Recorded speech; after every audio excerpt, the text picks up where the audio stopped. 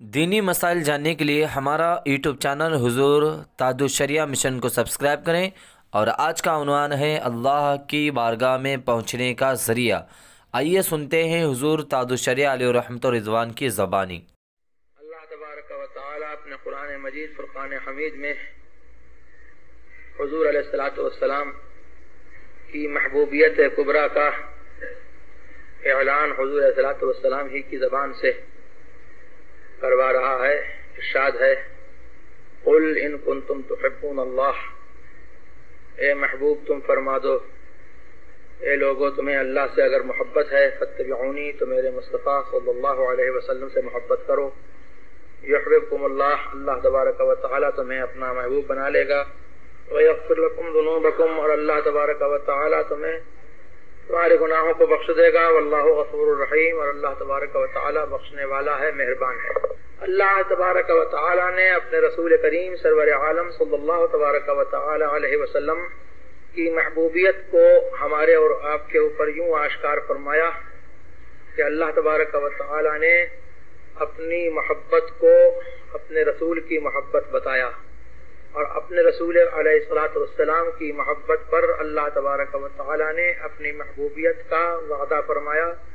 کہ ان سے محبت ہوگی تو محبوبیت دی جائے گی، محبوبیت مل جائے گی،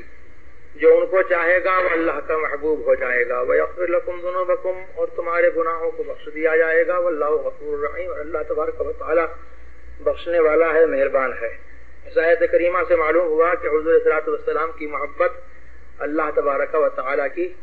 محبت ہے، اور حضور صلی اللہ علیہ وسلم کی محبت اللہ تبارک و تعالی کی محبوبیت کا سبب ہے۔ اور یہ ارشاد باری اور حضور صلی اللہ علیہ وسلم کا یہ اعلان نہ صرف یہ کہ ہمارے اور آپ کے لیے ہے، بلکہ اگلوں کے لیے، پچھلوں کے لیے، اور سب زمانوں والوں کے لیے، تمام انسانوں کے لیے، اور تمام اللہ تبارک و تعالی کی تمام مخلوق کے لیے، انسانوں کے لیے، جنوں کے لیے، فرشتوں کے لیے، جو مخلوق ذوی العقول ہے، عقل والے ہیں، جن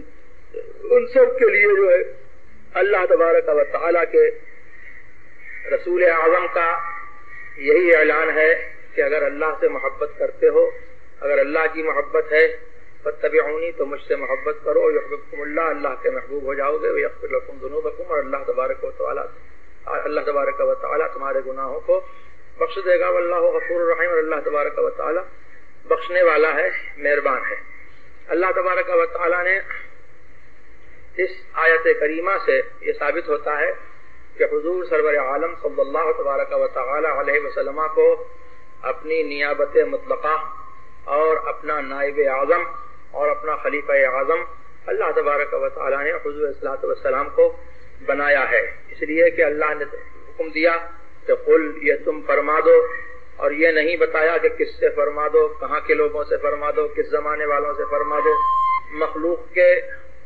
کون سے طبقے سے فرما دو، انسانوں سے، جنوں سے، فرشتوں سے، کس سے فرما دو، یہ کوئی تخصیص اس میں نہیں کی ہے۔ تو معلوم یہ ہوا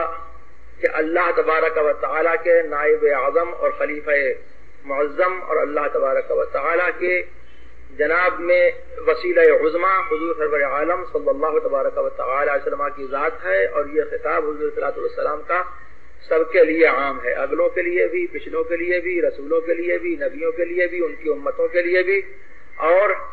ہم جو امت محمدیہ ہیں، آخری زمانے کی امت ہیں، قیامت تک جتنے لوگ ہوتے رہیں گے، اور قیامت تک جو زمانہ آئے گا اور جتنے لوگ ہوں گے، سب کے لیے حضور صلی اللہ علیہ وسلم کا خطاب عام ہے، اور سب کے لیے حضور صلی اللہ علیہ وسلم کی محبت جو ہے وہ شرط ہے، سب کے لیے